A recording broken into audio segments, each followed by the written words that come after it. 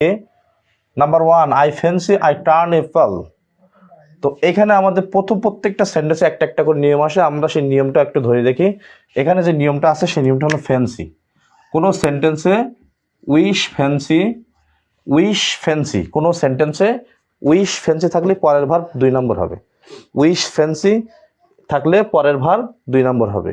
Wish fancy, আবার বলছি, wish fancy থাকলে পরের ভার্ব 2 নম্বর। আমরা গত ক্লাসে একটা বলছিলাম যে it is time, high time, right time, proper time এরকম যদি থাকে তখনও ভার্বের ফার্স্ট ফর্ম হবে।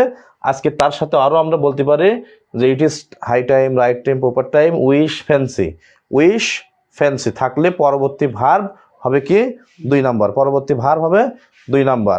তাই যে ভার্ব থাকবে না কেন সেটা আমাদের কি হবে, ভার্ব হলো 2 নম্বর হয়ে যাবে।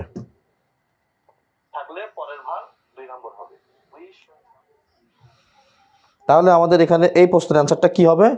এই প্রশ্নের অ্যান্সারটা হবে এখানে এর সাথে আমরা ইডি করে দেবো। আমরা কিছু না বুঝলে আমরা সেই ভার্বের সাথে ইডি করে দিলে আমাদের ভার্বটা 2 নম্বর হয়ে যাবে।